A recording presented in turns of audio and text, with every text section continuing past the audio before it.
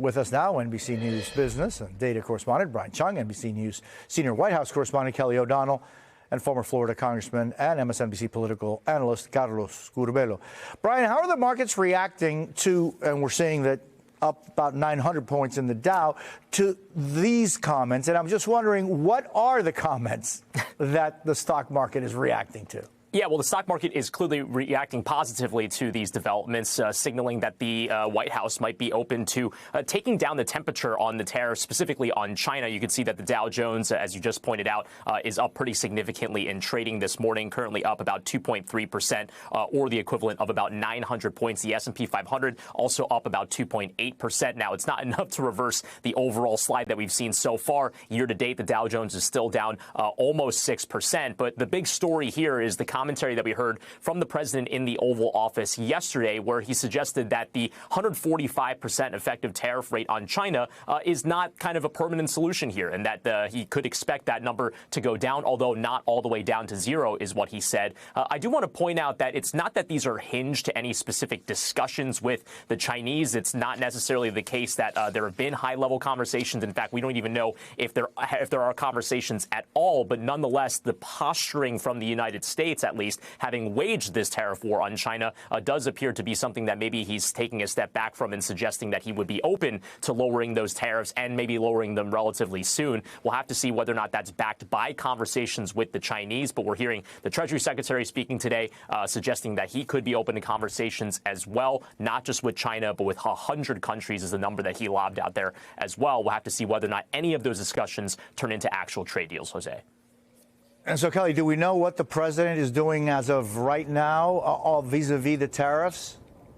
Well, it's interesting the way you phrase that, because the president right now is on the north lawn of the White House, which is highly unusual because it requires shutting down the park across the way. There's a little video of him there a short time ago. He came out with these gentlemen and he was walking the lawn, something I've never seen him do before. Caught my attention when I saw a change in the posture of the Secret Service. I hollered to the president, "What are you doing, sir?" And he said he's looking for a place to put a new flagpole in the front, the north lawn, the front lawn of the White House, and another in the back. I presume it will be a gigantic flagpole. Then he went over to an area right at near the entrance to the residence, and I could tell by the boom poles from our audio folks that he must have been talking to reporters. We had tried to wave him over and so forth. We'll turn that around and give you, I don't know what he said there because I was standing here. But on the matter at hand, I don't know if a new flag in the North Lawn will have anything to do with the discussion we're having on tariffs and the economy. But it does give you a window into how the president is spending part of his day today, and something that he thinks is important in terms of how he is changing this administration. On the matter of his relationship with Elon Musk, we've certainly seen how that has been central in many ways to the president's plans when it comes to government cutbacks and what they call government efficiency, reducing the federal workforce, canceling contracts, doing other things to save money. Musk, who is having some difficulties with the Tesla stock price going down, did talk about the fact that his time as a special government employee, that's a designation that allows 130 days of work for the government before financial disclosures are required. Here's how he talked about his time here winding down. Starting probably in next month, May, my time allocation to Doge will drop significantly. So I think I'll continue to spend, a day or two per week on government matters for as long as the president would like me to do so. So one of the questions about that is he will reach the 130-day limit at the end of May. So how he would do a couple of days a week at the president's discretion is unclear to us in terms of what mechanism that would be.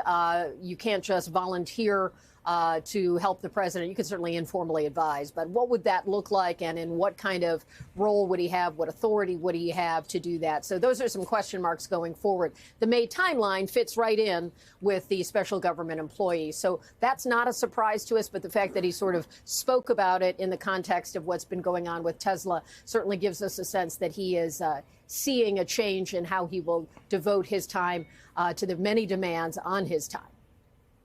Yeah, and Kelly, a few things. I understand that the president is speaking now, as you just said, and as soon as we get his what he is saying, we will turn around and bring it to you. But Kelly, I just want to take a pause.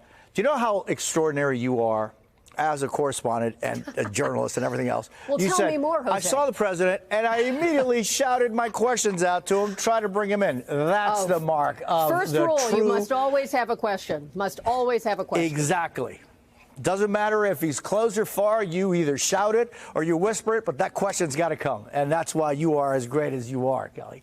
But Carlos, let's talk back about this issue as we wait comments by the president, which I understand is related to the tariff thing, other than the flagpole.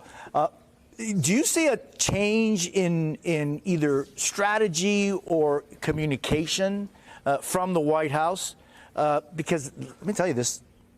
What Wall Street has been experiencing for weeks now is just a disaster. Yeah, this is definitely a shift, Tulsa. It is a reaction to financial markets, but it is also a reaction to political markets. Remember, the two big issues last election for the president were, number one, tariffs, number one, the economy and inflation, and number two, immigration. On immigration, the president still has the country behind him.